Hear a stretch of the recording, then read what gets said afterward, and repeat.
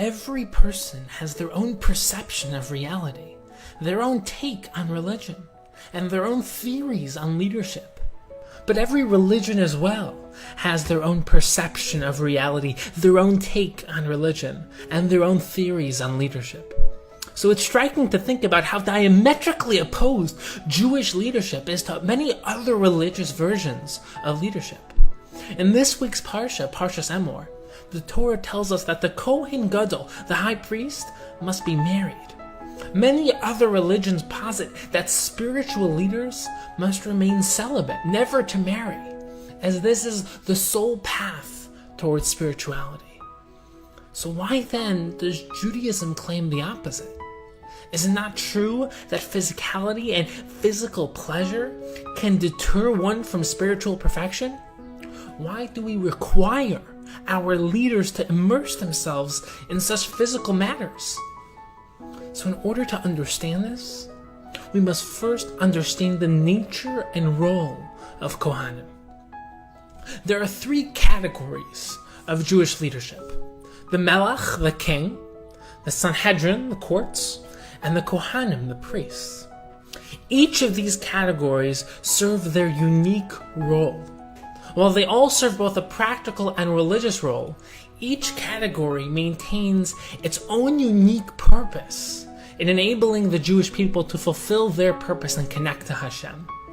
The Melech serves as an embodiment, a manifestation of Hashem in this world, negating his ego and serving to reveal Hashem in this world. The Sanhedrin serves to maintain the Jewish ideals in society, ensuring that the Jewish people live up to their purpose. And the Kohanim serve to help the Jewish people connect to Hashem.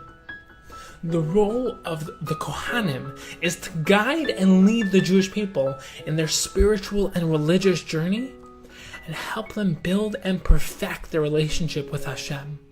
A Kohen is thus responsible for our spiritual well-being. The Kohanim work in the Beis HaMikdash and help bring karbanos, sacrifices. So how does this relate to their role in helping the Jewish people connect to Hashem? In order to understand this, let us briefly review the nature of the Beis HaMikdash. The Beis HaMikdash is referred to by Chazal as the mouth of the world. This is because all the functions of the mouth serve as means of connection. Eating connects the physical body to the angelic soul. Speaking connects people's inner worlds together. And kissing connects two physical bodies together, reflecting a deeper internal form of connection and oneness. So too, the Beis HaMikdash serves as the mouth of the world, as it is where Hashem connects to this physical world. Just as people use their mouths to connect with each other through the mechanism of speech, Hashem spoke directly to the Jewish people, specifically in the Beis HaMikdash. The pasuk explicitly says that Hashem will speak to Moshe from between the two kruvim, the two cherubs. And just as the universal expression of love and connection is through kissing, the Beis HaMikdash is also where Hashem kisses the world. The Gemara in Baba Basra, Daf 74a, states that the Beis HaMikdash is where the heaven kisses the earth. And just as our physical body needs to maintain its connection to our spiritual soul, the physical world needs to eat in order to maintain its connection to the spiritual soul of the world, Hashem. And we can now understand karbanos, sacrifices. As the Ramban explains, karbanos comes from the word karov, to bring close. And the Nefesh HaChaim and the Kuzari explain that karbanos are the food which feeds the connection between Hashem and the physical world. Just as we eat to connect our soul to our body, karbanos do the same. And Kohanim are the people who serve to foster this connection between both Hashem and this world and Hashem and the Jewish people. In bringing the karbanos, the Kohanim serve to connect the physical and the spiritual, the Jewish people to their source. But there's another layer to this as well. As the Maharal explains, 7 is the number of the natural. And therefore all physical and natural components of this world are built off sevens. 7 days in the week, 7 notes in the musical scale, 7 colors in the spectrum of light. 8 represents going beyond the natural, lemala min hateva, which is why bris milah is done on the 8th day. We take the most physical and potentially animalistic organ and use it to transcend. This is also why the miracle of Hanukkah lasted 8 days. And it's also why it was done with shemen, the same shoresh, root, as Shmona, 8. It is therefore no surprise that the gematria, the numerical value of Kohen, is 75. The number exactly in between 70 and 80. 7 and 8. The Kohen's role is to connect the higher and the lower, the physical and the spiritual, the infinite and the finite. And this is done specifically in the Beis HaMikdash, the place of connection. So we can now explain why the Kohen Gadol must be married. The Kohen Gadol embodies the ultimate paradigm of kahuna. He is the ultimate expression of connecting Klal Yisrael to Hashem, connecting the infinite to the finite. As we explained 2 parshios ago, in order to impact others, you must first invest in yourself. Chayecha kodmen. This is why Aaron first brought a korban for himself, and only afterwards brought one for Klal Yisrael. In order to help Klal Yisrael connect with Hashem through a korban of connection, he must first ensure that his own personal connection with Hashem is properly established.